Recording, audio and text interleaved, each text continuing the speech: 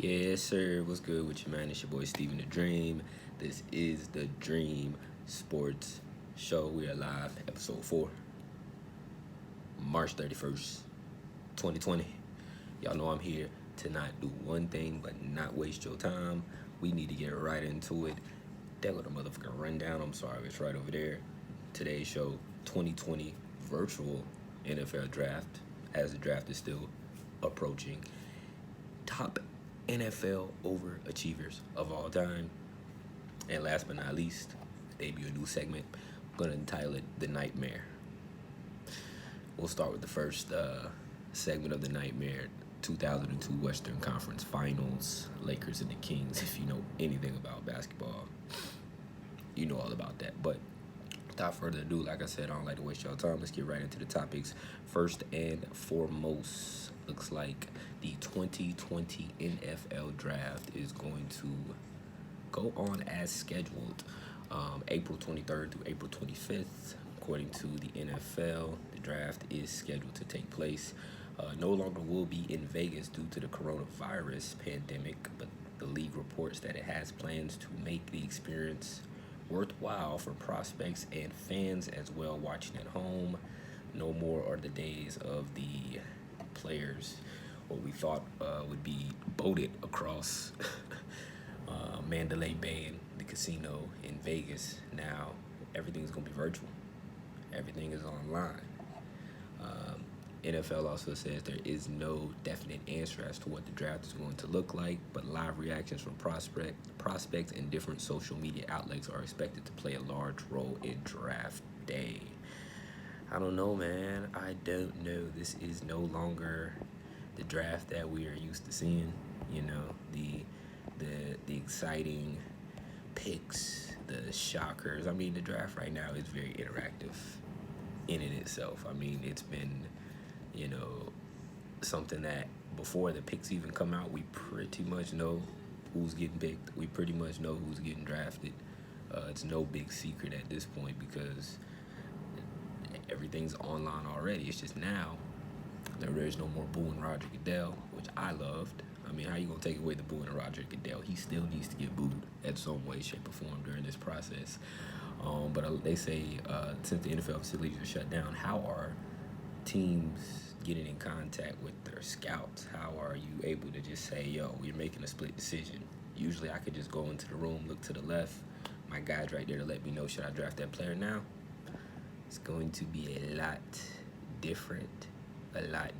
Also, I feel bad for the fans. I'm sure the fans would have loved to be involved, especially in Vegas, new city, new team. The fans are going to miss out on the experience in terms of being there. But at the end of the day, Roger Goodell has made it pretty plain, pretty simple, pretty clear that he don't want nobody bad-mouthing this process either.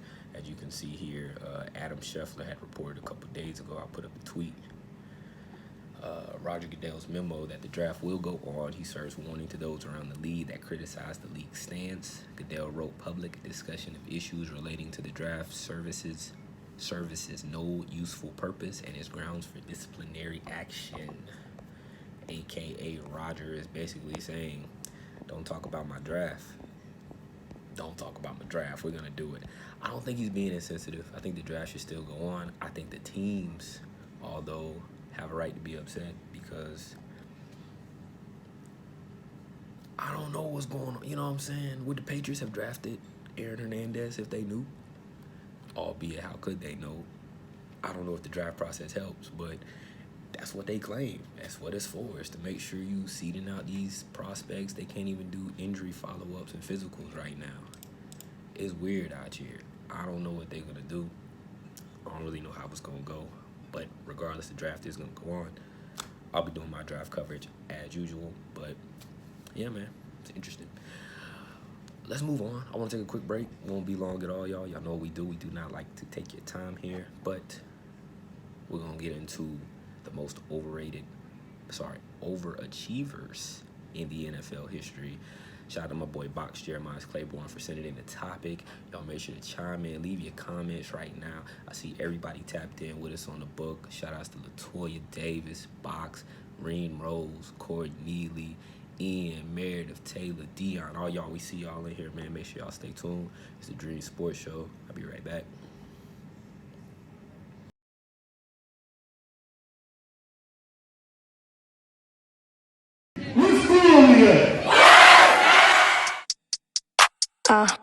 Ooh, yeah, ooh. I got 20 Whole time.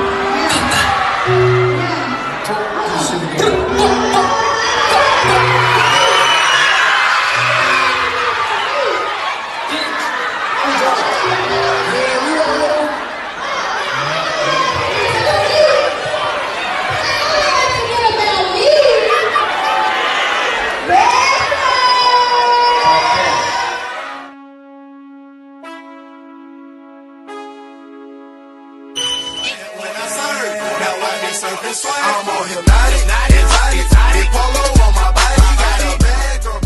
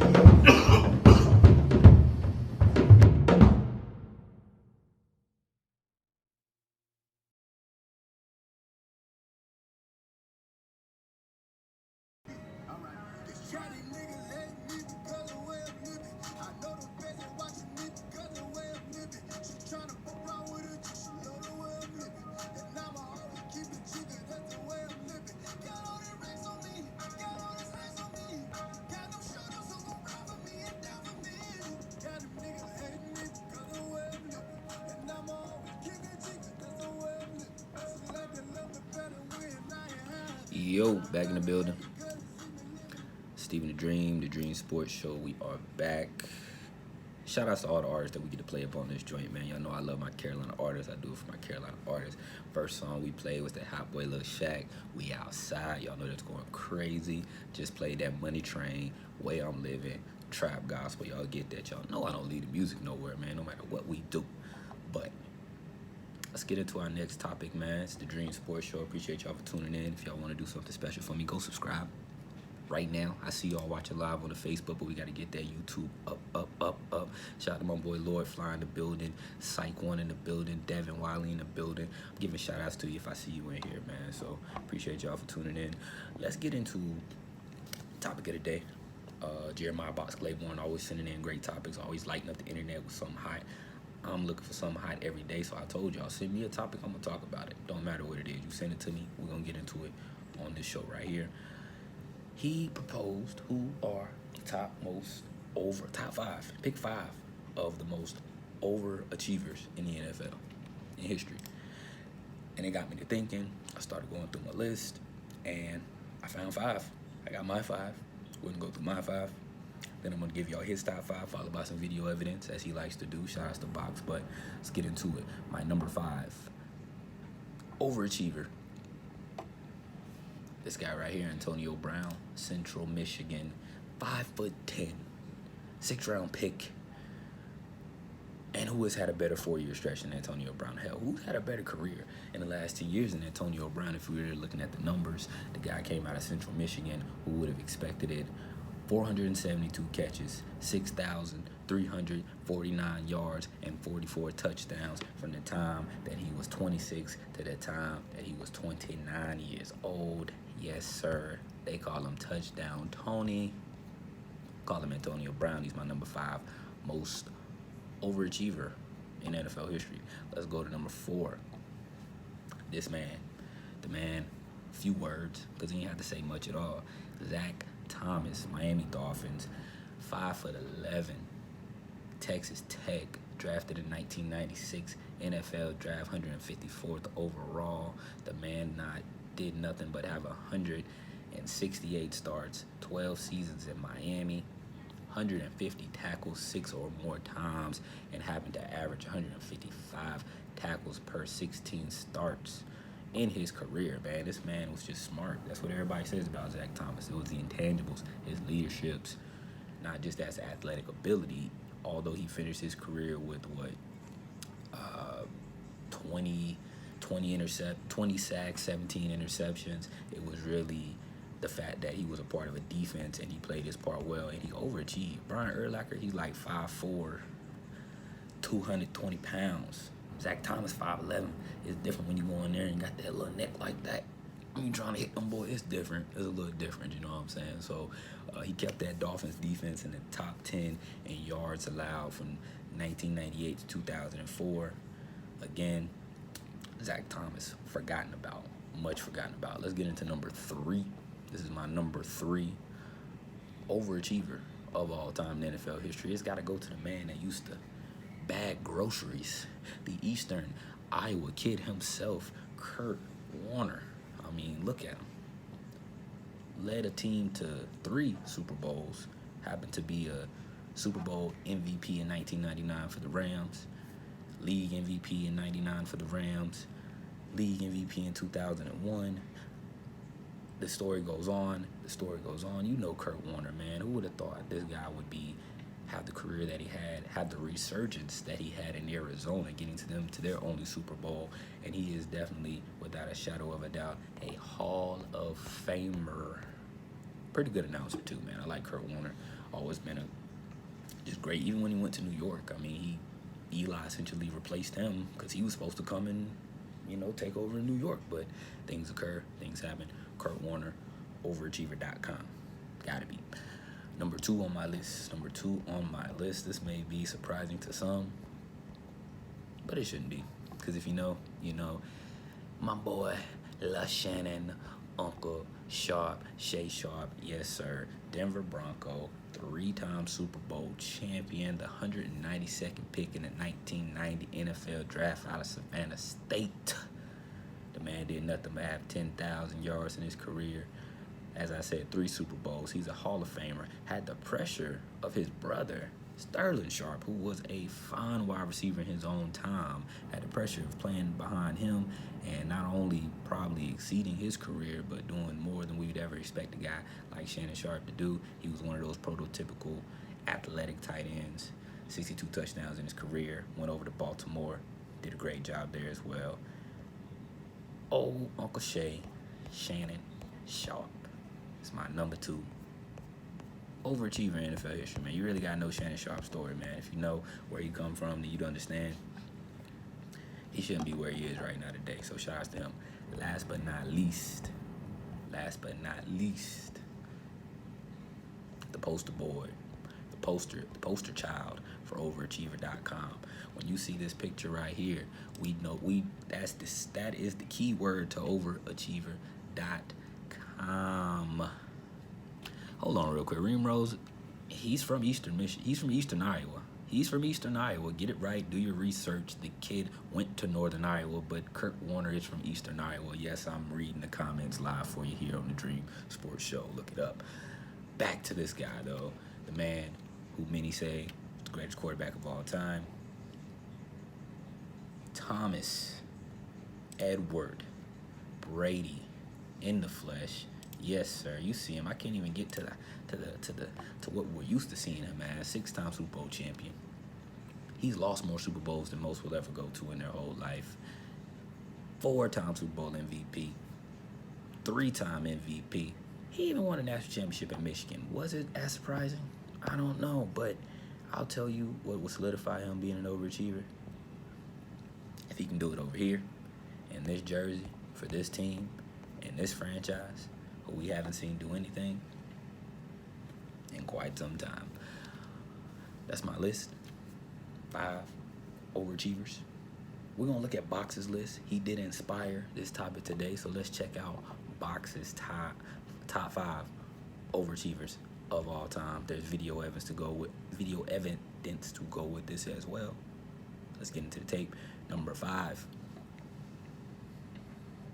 You see it? Jason Peters. Jason Peters, Super Bowl champion, 9-time Pro Bowler, 2-time first team, 4-time second team All-SEC. career stats, 205 games, 195 starts. And he's got 2 receiving touchdowns. Come on, man. Come on, man. Look at him. Watch him hold the block. Get out my way. Can't deal with him. Number 4 on Box's list. Tight end, Mr. Cheeky is what they call him. Big Antonio Gates. This guy was a basketball player coming out of college. 3-time first team. 955 career receptions. 11,841 yards. 116 touchdowns. As a tight end, that is amazing. And he's Mr. Reliable, man. When you needed something, you throw it to him. You throw it to him. You throw it to him, man. I love him. Number 3 on his list. This man eats steel for breakfast. I just seen him on Instagram break an egg with his damn bicep. James Harrison, 5-time Pro Bowler, 2-time two-time first team All-Pro. Let me get it right. 2008 Defensive Player of the Year. 8 interceptions, 8 fumble recoveries. We know he's got one of the most epic plays in Super Bowl history. You see it right there. 99 yards to the house on an interception return. That boy was tired. Number 2 on the list.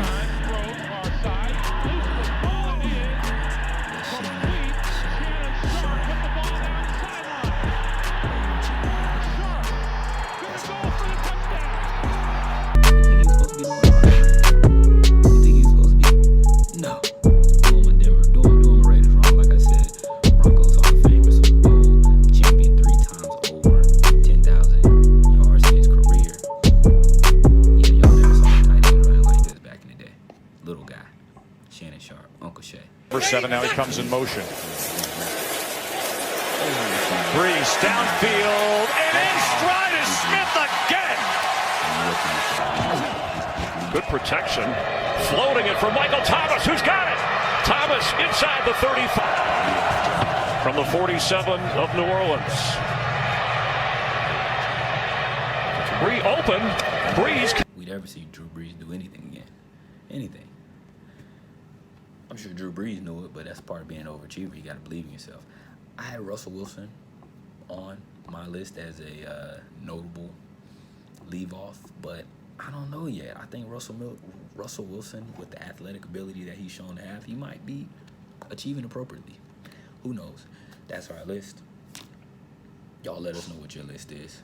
Once again, we live on Facebook, man. It's the Dream Sports Show in the building. I'm going to take one more break. When I get back, let's get into the nightmare. It's the Dream Sports Show, but let's get into the nightmare. We'll be back.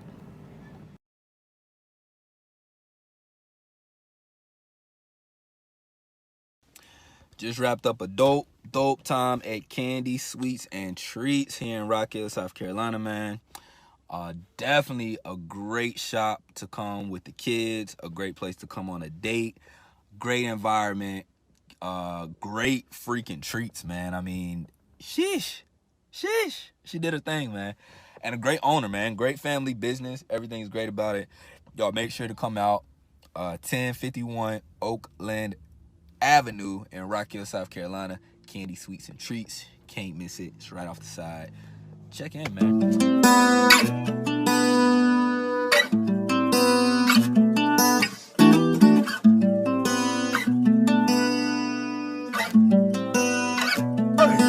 Diamonds dancing, key pops. Look at my new wristwatch. AP Paddock, TikTok, shiny things and big rocks.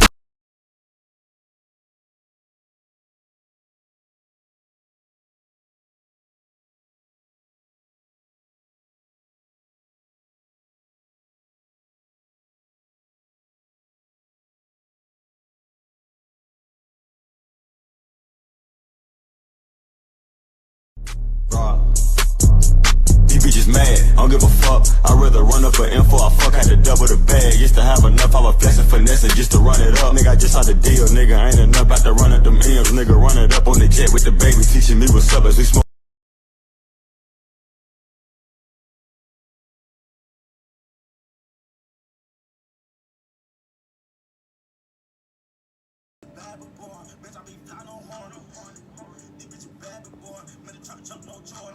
For 7 seconds.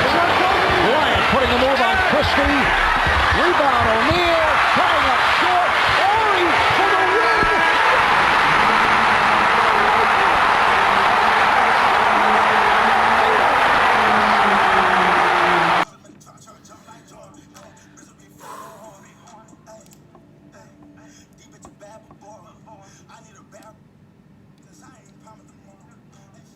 Welcome back to Dream Sports Show. Appreciate everybody for tuning in tonight.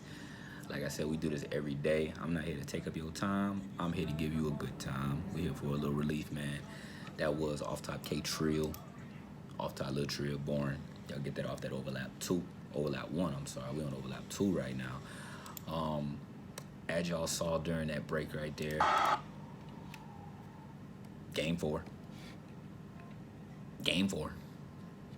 Sacramento Kings up 2-1, 2002, Western Conference Finals. And Robert Horry does what we've seen Robert Horry do again and again and again. And he made the big shot. Tied the series. Oh well, great news. There's more basketball to play. You know, I don't think the Lakers could come back from 3-1, but hey, 2-2, you still got a chance. You're going to Game 5, you get a win. And then Game 6 occurs. Game 6, May 31st, 2002. Sacramento Kings are up 3-2. And all of a sudden, the blunder occurs in this game where nothing went right for the Kings. Nothing. They were winning the game and nothing was going right for the Sacramento Kings. It seems like they could not get a call. It seems like they couldn't get a play. But they continued to fight. They continued to be up.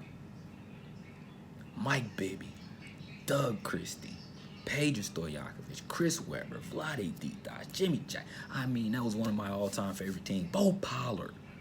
Of all time, I was a huge Sacramento Kings fan at the time. I thought they had finally done it. Best record in the league that year. Then the fourth quarter of Game 6.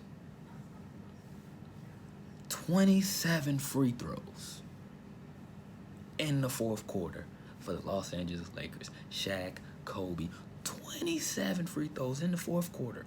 Mind you, the Kings had 9 the entire game. 9-27. Who are we to blame for this? Who are we to blame for this? I don't know. Let's ask this guy. Because he had all the answers.